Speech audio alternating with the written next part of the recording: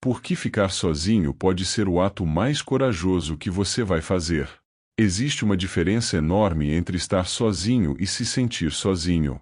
E quase ninguém para pensar nisso. A gente cresce ouvindo que solidão é sinônimo de fracasso.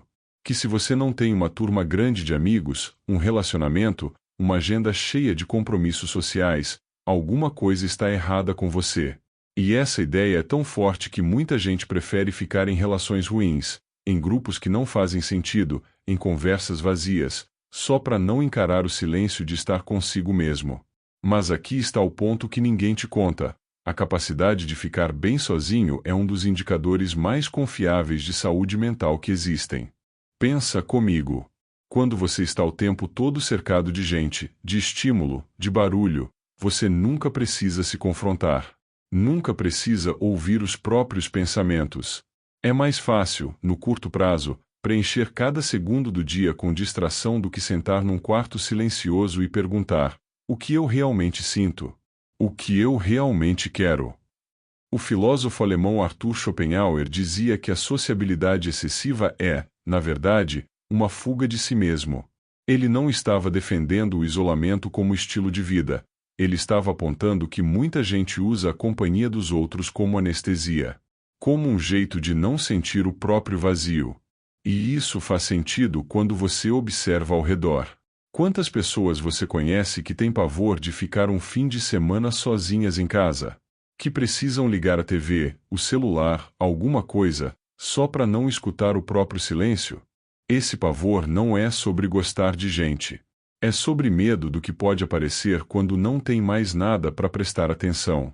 Só que esse silêncio, por mais desconfortável que seja no começo, é onde a clareza mora. É lá que você percebe que aquele emprego não faz mais sentido para você. Que aquela amizade te drena mais do que te alimenta. Que você anda vivendo no piloto automático, seguindo um roteiro que nem foi você quem escreveu. Carl Jung, o psiquiatra suíço, falava muito sobre isso através do conceito de individuação, o processo de se tornar quem você realmente é, separado das expectativas dos outros. E ele dizia que esse processo exige, inevitavelmente, tempo sozinho.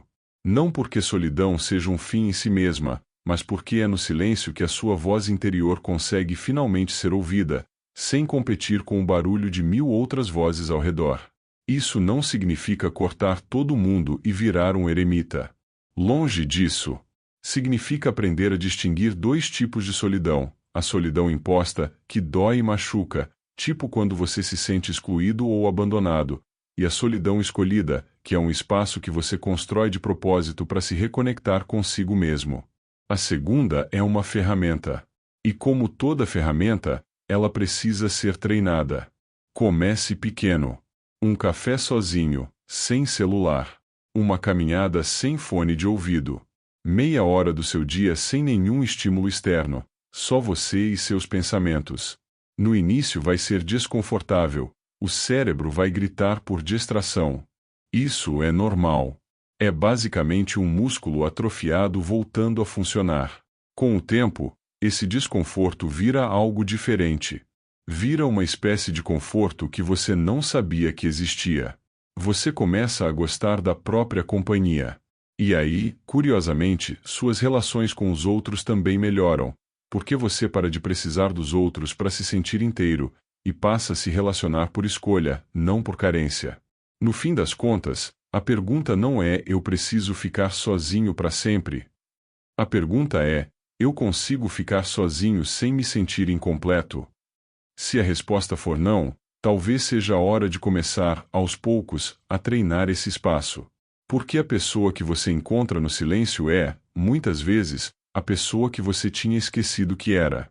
Curte o vídeo se ele te fez pensar em algo, e se inscreve no canal, porque todo dia tem reflexão nova por aqui para quem também está tentando entender um pouco mais sobre si mesmo.